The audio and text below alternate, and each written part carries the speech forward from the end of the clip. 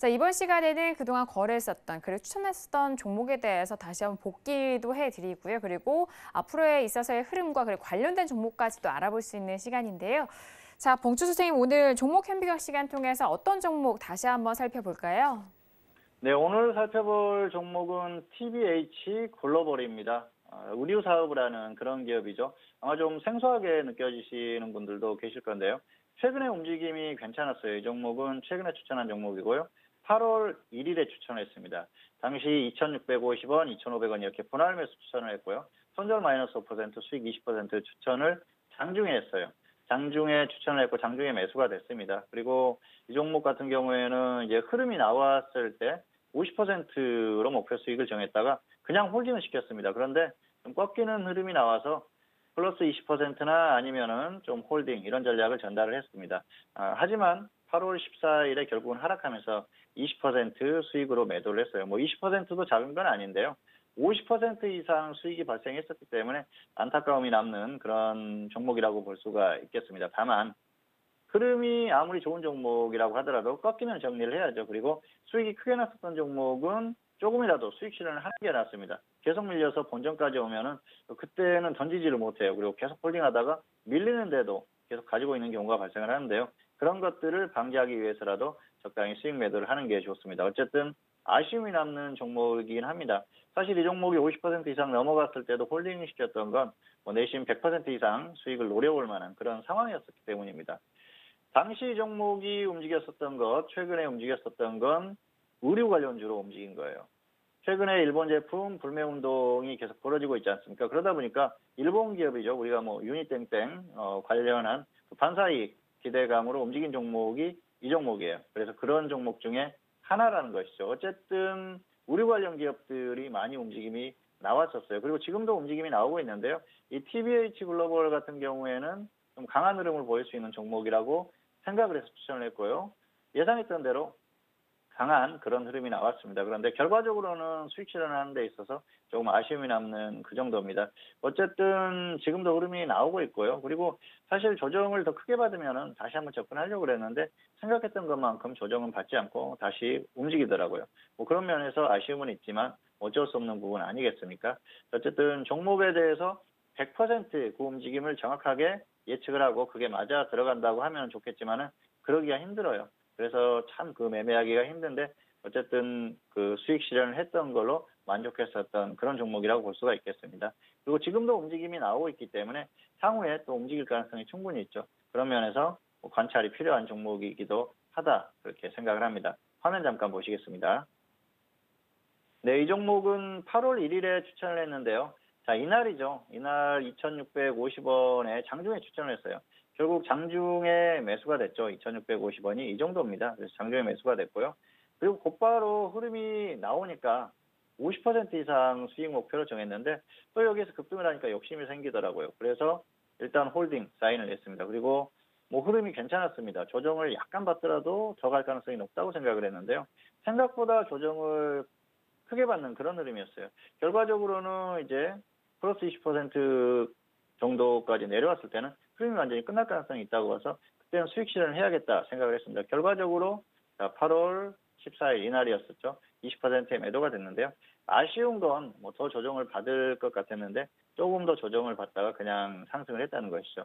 어쨌든 상당히 아쉬운 결과다 그렇게 볼 수가 있을 것 같습니다. 하지만 20% 수익도 작은 건 아니죠. 만족할 수는 있지만은 이렇게 크게 상승했었던 걸 봤기 때문에 아쉬움이 남는 그 정도라고 볼 수가 있겠습니다.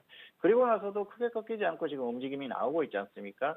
어쨌든 이 일본 제품 불매운동 관련한, 일본과 관련한 이런 그 종목들은 꾸준히 움직임이 나올 가능성이 높아요. 당분간 특별히 한국과 일본이 크게 제대로 합의를 해가지고 이런 상황들이 없어질 가능성이 떨어지기 때문에 이런 종목들은 움직임이 충분히 가능하다는 것이죠.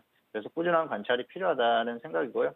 어쨌든 이 종목을 매매했을 때 보면 과정 자체는 굉장히 잘한 것이죠. 왜냐하면은 자 보시면은 급등을 했는데 보통 이제 개인 투자자들이 이렇게 위에서 많이 따라잡지 않습니까? 그런데 가만히 있다가 조정을 받았을 때 접근을 했다는 것입니다. 가만히 있으면 조정을 받는 종목이 있고요. 아니면은 그냥 그대로 가는 종목이 있어요. 운 좋게 여기에서 매수를 했는데 더 가는 종목도 있지만 그건 절대로 잘한 게 아닙니다. 왜냐하면은 여기에서 무너지게 되면은 크게 빠졌을 때 그리고 회복하지 못했을 때는 절대로 회복하지 못하는 그런 상황이 오기도 하거든요.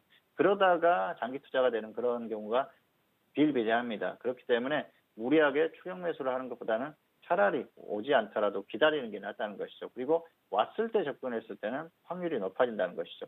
어쨌든 종목을 매매할 때 급등하는 종목, 이런 종목들은 위에서 추격 매수하지 마시기 바랍니다. 뭐 상한가 따라잡기라는 얘기도 있었죠. 과거에는 그게 가능했어요. 왜냐하면은 당시에는 상한가가 15%였지 않습니까? 그래서 뭐 15% 상한가에 매수를 하고 하락하면은 거기에서 10% 하락한 자리에서 다시 추가를 하면은 단가가 뚝 떨어지거든요. 그리고 여전히 저점 부분이에요. 그런데 지금은 30%입니다. 다음 날 급락하게 되면은 하루에 30%가 빠질 수가 있어요. 그러면은 매도를 못 하게 돼요. 그리고 추가를 한다고 하더라도 단가가 낮춰지기가 어려워요. 그런 부분이 있기 때문에 지금은 뭐 무리해서 추격 매수하는 건 절대로 안 된다는 말씀을 다시 한번 드리고 싶고요. 어쨌든 매매하는 과정, 이런 과정에 대해서 꾸준히 복기를 한번 해보시기 바라겠고요. 이런 매매를 반복하다 보면 결국은 성공할 가능성이 높다는 걸 말씀드리면서 오늘 설명을 마치도록 하겠습니다. 자, 봉주 선생님, 내일 금요일장인데요. 우리 시장 어떻게 전망하실까요?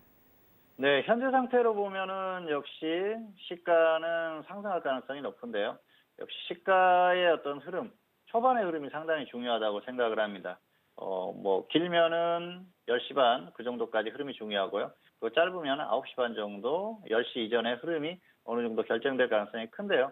역시 지금은 뭐 시가는 미국 시장의 영향을 받을 수밖에 없기 때문에 특히 오늘 같은 경우는 또 그 미국 시장이 급등을 하지 않습니까? 어제 상승에 이어서 오늘도 급등을 하고 있기 때문에 그런 그 영향을 그대로 받는 어떤 그런 흐름이 나오고 있습니다. 어쨌든 시가가 강할 가능성이 현재로서는 높은데요. 그렇다고 하더라도 지수에 대한 부담감은 분명히 있습니다. 현재 한국 시장의 흐름을 보면은 다시 꺾이는 흐름이 나아지지 않습니까? 그래서 지수에 대해서 분명히 한계를 느끼는 그런 흐름이에요. 그렇기 때문에 어떤 추세적인 흐름을 예측을 했을 때는 어렵다는 것이죠. 그런 부분이 상당히 중요하다고 볼 수가 있겠습니다. 지금 지수대가 굉장히 애매한 지수대입니다. 그리고 결국은 1950선을 못 넘고 꺾였지 않습니까? 그래서 내일도 그 초반에 그런 흐름이 중요해요. 혹시라도 오늘 밤에 미국 시장이 갑자기 급락하는 흐름이 나온다. 이 강했던 흐름에서 꺾이는 흐름이 나온다고 하면은 한국의 고유한 흐름을 생각을 했을 때는 내일도 하락할 가능성이 상당히 높습니다. 그런데 그런 흐름이 아니고 미국이 강하다고 하면은 버티는 흐름 정도는 나오겠죠.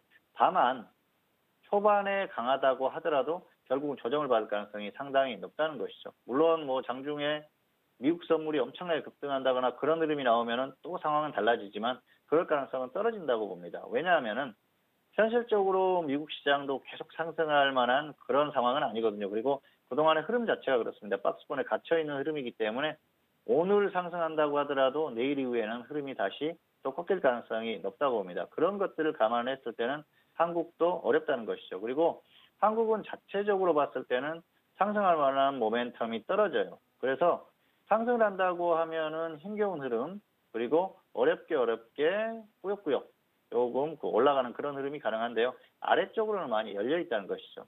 그리고 늘 말씀드리지만 1900선의 어떤 그 이탈 여부, 이게 상당히 중요한데요.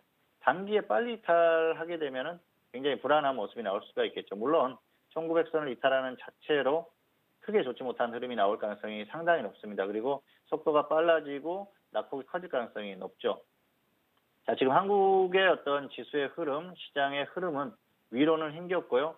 아래로는 많이 열려 있다는 말씀을 드렸는데요. 그 부분만 잘 기억을 하시기 바라겠습니다. 상승할 가능성은 떨어지고요. 하락했을 때 하락할 가능성과 하락했을 때 그 크기가 클 가능성이 상당히 크다는 것이죠. 그 부분이 중요한 부분입니다. 그렇다고 하면은 우리가 현재 상태에서 어떻게 관리를 해야 될지 또 행동을 취해야 될지 그런 부분에 대한 생각이 나올 거예요. 지금은 무리하게 수익을 추구하기보다는 단기 수익을 추구할 수 있지만 추세적으로 봤을 때는 역시 관리가 필요하다는 것이죠. 어쨌든 그런 부분을 잘 생각을 하시기 바라겠고요. 그리고 한국 시장을 둘러싼 악재가 너무나 많기 때문에 오늘 또 삼성전자에 대한 악재까지 발생을 했지 않습니까? 그래서 추세적으로 봤을 때는 역시 좋을 만한 가능성이 매우 낮다. 그것만 잘 기억을 하시면서 적절히 잘 대응하시기를 바라겠습니다.